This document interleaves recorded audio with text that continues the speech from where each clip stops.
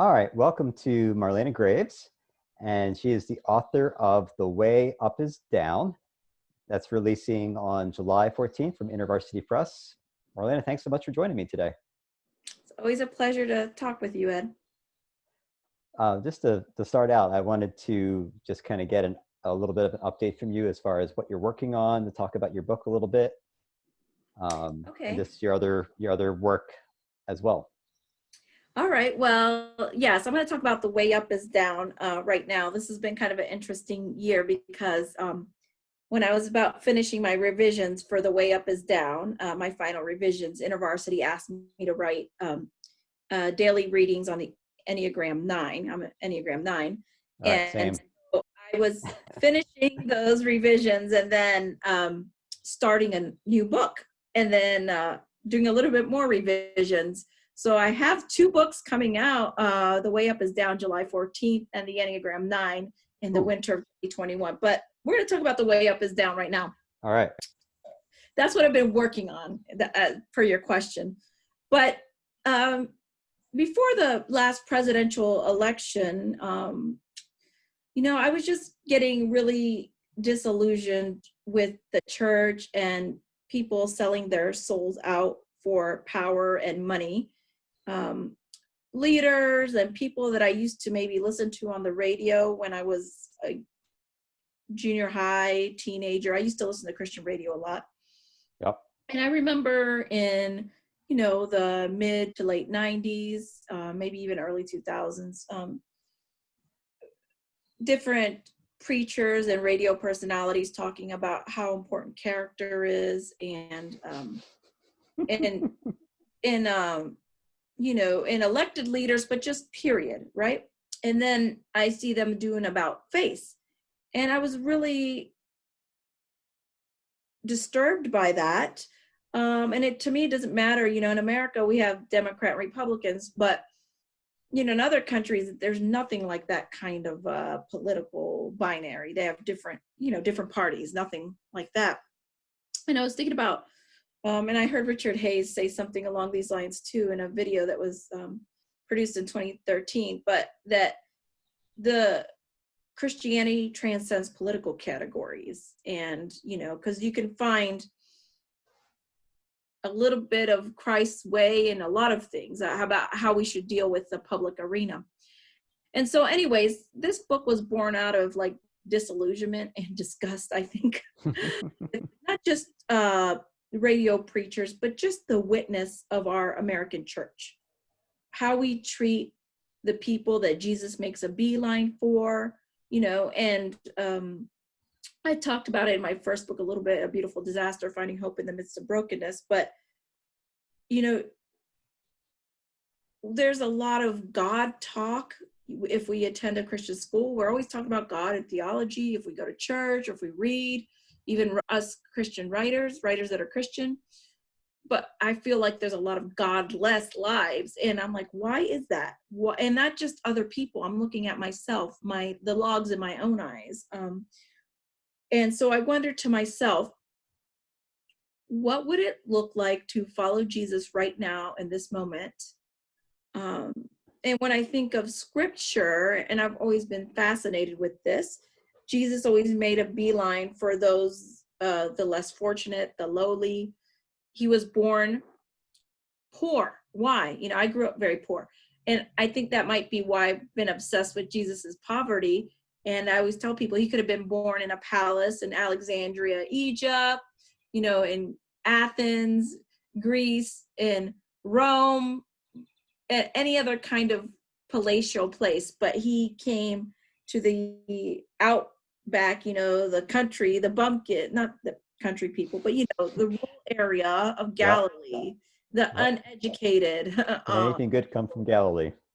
Yeah, right. Exactly. Can anything good come from Galilee? It was an occupied territory by the Romans. And so why did God, who had everything, come as poor to poor parents, and when he could have chosen something? And the book is based on Philippians chapter 2, have this mind that was in Christ Jesus. Though he was rich, for your sake he became poor. He did not grasp at equality with God. Basically, he didn't take the status and the power that were rightfully his on earth. He took the way of humility, of self-emptying and self-offering. The, theological term for it's kenosis, but I don't talk too much in like grand theological terms in my book. But what would it look like to live like Jesus, with humility, with self-emptying, with self-sacrifice, with not grasping for power and position? That doesn't mean we don't use the power and position that God has given us,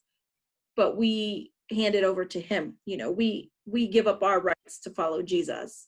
And so I guess to summarize, what would it look like to give up our rights to follow Jesus, no matter what our worldly status is? It's going to look different for each person.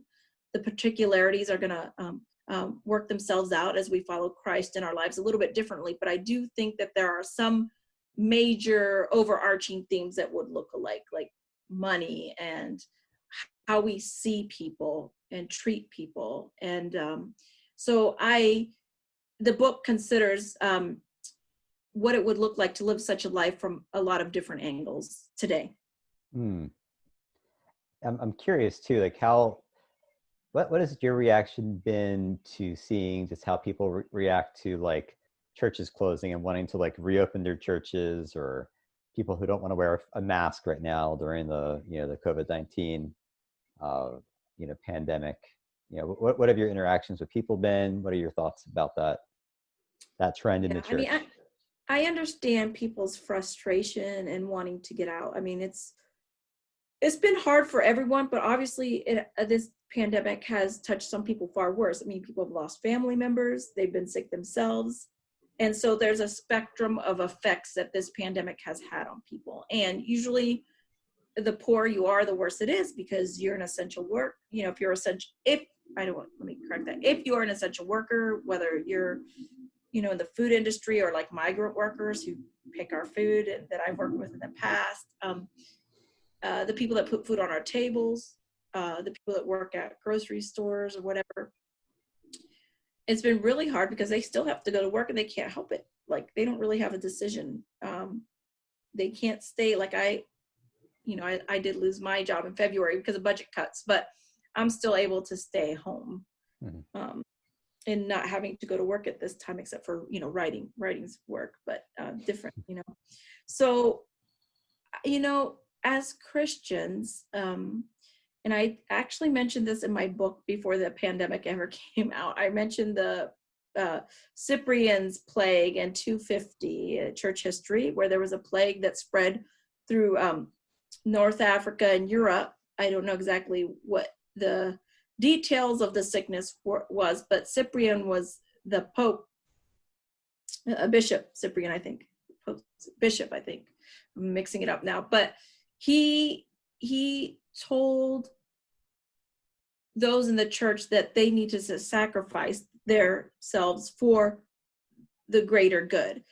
And in that time, it meant that they would go up and down the streets and bury the dead. It meant that they didn't just care for their own people in the churches, that they cared for those that were not believers, people that were pagans, worshiped other gods. And it didn't matter. And that was such a huge testimony to their communities, that the church sacrificed itself for their well-being. Now, it's a little bit of the opposite here. What would it look like for the church to sacrifice for their well-being during this pandemic? And for the church to sacrifice, it means we care about the welfare of the elderly, the sick, the immunocompromised. And that means that we need to make sacrifices to make sure that other people are better. I don't really see this as, yes, we do have the freedom. Paul says, everything is permissible, but not everything is good. I guess, we do have the freedom not to wear a mask and to, not take precautions, but I think that's not loving our neighbors. Whatever I can do to prevent someone else from getting sick, then that's what I've got to do. And I think if, Cyprian were alive now, he would probably say, you don't put other people at risk. you do what you can not to put other people at risk. And what would that look like? And what would that look like in your churches? And I'm sure that that's what would be done. And so I understand the discomfort. I mean, it's inconvenient. My girls want to get out and see friends, of course. And then in our house, I think ours, our stay-at-home order lasts till May 29th here in Ohio, but people are still going out more because things have opened. However, we're not letting our girls do things that some other people are doing because I'm not judging other people, but I'm thinking, okay, we don't want to put other people at risk. And I haven't seen my parents who live in Pennsylvania. My mom had a major surgery on March 12th. She actually had a part of her right lung removed because she had a mass in there, a cancerous mass.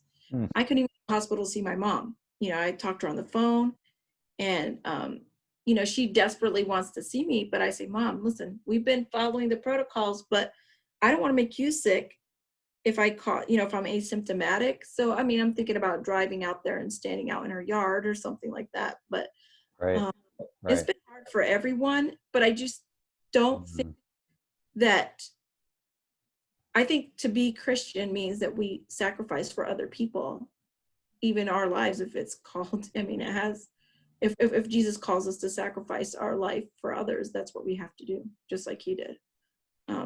It's not like I'm excited, do these things all the time, but if that's what we are called to do, is what we have to do. So the InterVarsity Press website does have a sample of your book. So if folks want to go there and check it out, I was able to read it. It's very good. Oh, thank you. So you don't pull any punches, which is good. I think you write what people are thinking, and you don't dodge the hard questions. One of the reasons why I wanted to talk to you about your work and about my own book, Reconnect, coming out, is I really feel like you combine kind of like spiritual direction and like social media use together really well. Like you're not out there in the fray, like, picking fights. You're out there encouraging people and guiding people kind of pastorally. And I'm just curious to hear a little bit about like how you use social media in your, whether that's in your writing or just as you view it as a ministry, or just, or even just how you evolved to the point where you are today with how you use it. Thank you. And I want to say real quick, your book is extremely good. So people should go buy your book, Reconnect, as soon as it comes out, because it was very helpful to me. And you did a lot of research and work. And not only that, just the practices that you yourself mention in the book and practice yourself were very inspirational to me. You're an example to me in this area. But I think the way I use social media in my life is just an outgrowth of just my personality. Maybe it is my ministry. I think about how Jesus, I've been thinking about this a little bit, knowing that I was going to talk to you, but, Jesus sent out people to share the gospel, the good news of the gospel, and the implications of the gospel. And that's what I try to talk about on social media, the implications of the gospel in our day, to the best of my knowledge. And if I don't know something, like obviously there's a lot I don't know about, I'm not going to talk about it, or I'll defer to people that do know things. So, with your book, Reconnect, you give really thorough information about media usage and the effects on our souls. And so I would defer to you on that. But I use social media, like I said, to, I think, communicate about the implications of the gospel. I talk about my life a little bit because I don't, I want people to know that I'm more than one dimensional. I know some people, I actually think about people that they only feel safe because of where they work to tweet out Bible verses and not really have an opinion or express their opinion publicly because it can get attacked. And I understand that depending on where you work. But I also think about the fact there are things that I think are so obvious and take for granted that are not obvious to others because of just what I went to seminary, my experience working with migrant workers and inner city youth and the poor and being poor. And, you know, from my perspective, it's obvious, but it's not from everyone's because we haven't all had the same experiences. And so I try to use social media to communicate the things that I would say I know and that I'm convicted of. The you know, other people use social media to publicly question things, and I mean, I question wrongdoing or, you know, certain policy decisions or the church's decisions, but, you know, other people use social media to work out their faith online, and, you know, that's fine. But that's not exactly, I do more of that inside, and privately, apart from social media. That's, you know, and if I know, obviously we all have doubts and questions, but uh, and I guess that's how I use social media, I think, again, to communicate the implications of the gospel. And also, I want to open the door and lift up voices of good people that I know and that I can vet, um, because I think voices need to be heard. And so that's another way I use social media, like, and also just for fun, like, I kind of saw social media, as I talked about, I think last summer, as like a cafeteria. Like, I use Twitter mostly, but I'm like, oh, let's see who's hanging out and what they're doing. Or, you know, I look, like, I usually go to read Reuters on social media. I don't have a TV at home. So, you know, I look up like Reuters stories and sometimes the BBC, but also just for those social aspects, I prefer Twitter. I do have Facebook where I like put family pictures and some opinions, but Twitter is my preferred media uses. But also just to hang out and see people that I wouldn't normally get to see in the day-to-day or at my church. I love that idea of the cafeteria. It's interesting to hear how almost like having a metaphor, some kind of controlling concept kind of help us, you know, use social media, you know, maybe a little bit more in just a more like healthy, balanced way. And then as you use social media, I just know that, you know, you're one of the people I look to who manages to be on social media, but also speak to social justice issues as well. And I was wondering if you could just share a little bit about how you manage that, because, you know, it's like, we don't want to be like taking selfies while we're like serving food to the homeless or whatever, you know, like there's that like, yeah, there's like those kind of extremes or those stereotypes. And I feel like you've managed that really well as far as talking about the issues of the day, advocating without, you know, kind of the other extreme maybe being like slacktivism of people who are just on there to promote stuff but not actually getting their hands dirty. Like how have you managed that, and just if you have any ideas for other people too. You said something that sparked a thought. I thank you for that. I don't talk, I mentioned it a little bit about it before, but I don't talk about stuff that I don't know. Mm. So for example, if I'm going to, you know, I might retweet something someone else says if I think an issue is important. But if I'm going to talk about immigration or poverty, I mean, I know poverty from my own experience, not that my experience is the same as everyone else's.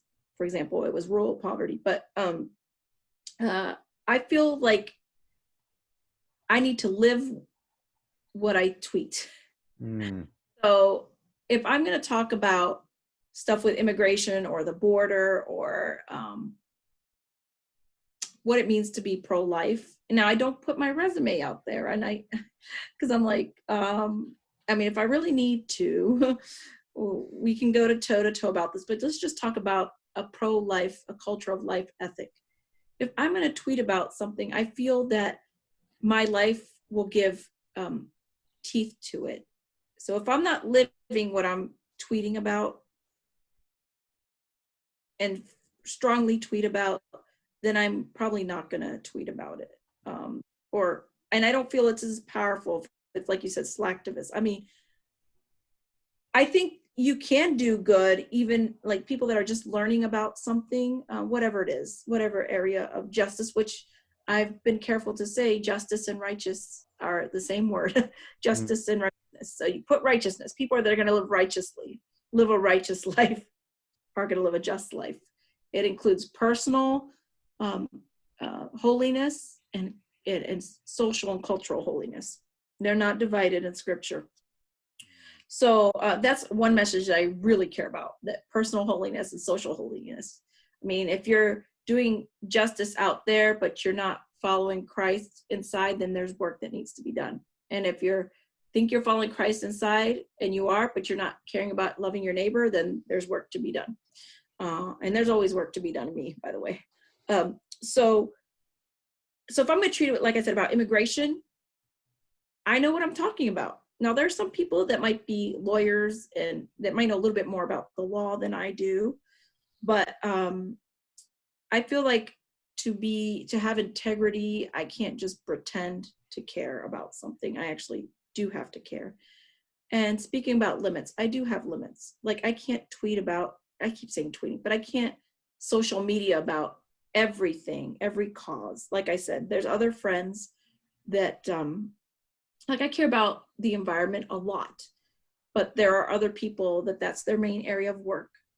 And I sometimes like, I care about the earth and I try to live that way in my life, caring about the environment. But I'm not concentrated on that. There's people that have done a lot more work in that area than I have. And so I will defer to them. And so I think maybe, and maybe you can tell me, Ed, maybe that's, hopefully that gives me integrity. Yeah, absolutely. To live out what I say I care about, but that's also pressure. It's like the weight of glory, like, God, I'm such a sinner. I mean, obviously there's things I'm not perfect at all. I make mistakes. You hear people say that, but I know that there are also, like St. Macarius said, there's demons and angels and good things and heaven and hells all in my heart. And so I don't want to pretend that I've got it all together. I haven't made, but that is my goal, to live what I talk about on social media. Yeah, thank you. I mean, you definitely do. So, thinking about, social media, and I feel like you use it really well, but social media can also be draining. It can also be distressing sometimes, or just annoying. I'm curious, like these days, how are you finding, space or practices that restore your soul, that help you reconnect with God, reconnect with other people? What are the things that you're doing these days that have been most helpful for you? I think the discipline of the present moment to my family, getting out in nature and not, the hard thing about being a writer, at least in this age, I guess unless you're so spectacularly famous that you have a team of people that do it for you, your social media, and you just have a huge team. And there are Christians that are in that category. I certainly not. My job kind of requires social media as a writer. Yeah. So, yeah. And again, I kind of see it as, I like talking to, like, we're using social media, Zoom, or right now just to talk. So it is a gift, right, in this pandemic. And you've mentioned that. Talk about that, how it can be used as a gift. But I guess I don't want to use it at the sacrifice of my family or face-to-face communication. Like if you were close by, I'd rather talk to you in person. We record this, but and so I guess the being outside in nature, definitely. Silence, meditating on scripture. And I know that when and God has convicted me about this too in the past, because even just last year, I said to the Lord, right before I read your book, I said, God, I feel like I'm not hearing from you. He's like, well, maybe you're on social media.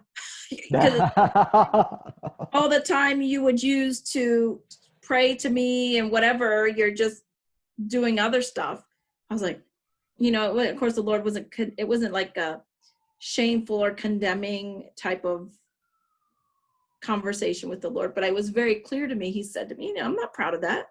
But he's like, you're probably not hearing from me because you're spending too much time on social media. The time that you would use to commune with me, your social media time is eating into our time. And so I was like, dang, okay, Yeah. I'm not hearing from you as much. And so I think what's really important for me is that I don't use social media to stroke my ego or get my opinion of myself for it. Because sometimes I have people that attack me for views that I think are quite biblical and drag me down. And so that I don't let praise or very vicious criticism define who I am. Thank you for saying that. I appreciate it. I'll say thank you if someone gives me a compliment, but I cannot let what people think or don't think of me on social media or how I act on social media define who I am. I think it's a tool. It is not who I am. And I think about that. It can be very dangerous because you can start to think, and you even write about that, Ed, and how you say, the little notifications or the psychology behind it that you talked about in your book and that I shared with my daughter. And I don't know if you want to say anything real quick, but like those kind of stimulants that make you addicted. And I'm stumbling over it because I can't say it as well as you are. But that was really important to me. I don't want to be controlled by that. Right. No, I mean, the people who designed all the functions to make social media addicting are addicted to them too and had to stop using them. So what makes us think that we're any better at resisting it if we don't even know how it works? Oh yeah, and it was really telling to me that when you wrote about the founders, was it Bill Gates and Steve Jobs too. Yeah, Steve Jobs, that would not let their children have a phone or use that. I talked to my daughter about that. I said, look, even these people that started it, and I read it to my daughter, they wouldn't even let their kids use it because they know how addicting it is. I mean, that was a very huge kind of revelation for me there. Yeah. No, they're discounting all their products for the schools while keeping their kids from using them. Yeah. So a lot of things in your book like that were valuable for me. So I don't want to become like addicted. I don't want to. And I think it's kind of a widespread addiction for everybody in the world because you're like, we're so used to it. And I even tried to get rid of Sean and I tried to get rid of our smartphone again after reading your book. And even the, Verizon and other people make it difficult to get rid of a smartphone because like in 2012, we didn't have to have a smartphone. But now you have to have a certain kind of data and it's really frustrating. Yeah, that's tricky. Well, thank you so much for joining me today and talking and sharing your wisdom and your stories and experience. I feel like there's a lot of good quotable things for people to take, not quotable, portable things to take, from this conversation. If folks want to connect with you, what would be some of the best ways to do that? Yeah, you can go to my website, marlenagraves.com. There has my Twitter, Facebook. You can sign up for a newsletter, my inaugural newsletter that I'm going to send out. All right. And, also Instagram. But if you go to my website, marlenagraves.com, it'll direct you to all that kind of stuff. And your Twitter handle is just Marlena. It's at Marlena Graves, right? Right. Okay. I'd be happy to talk to anyone. And I want to say thank you to you, Ed, for writing such a good book with Reconnect. I think parents, churches, seminaries, we should all read it. I think it's well done and a wonderful guide for us in this time. Oh, thank you. I appreciate that. All right. Well, thank you so much. And so marlenagraves.com, folks. Stop by, sign up, and follow her, and check out her book coming out in July. Thanks, Marlena. Thank you.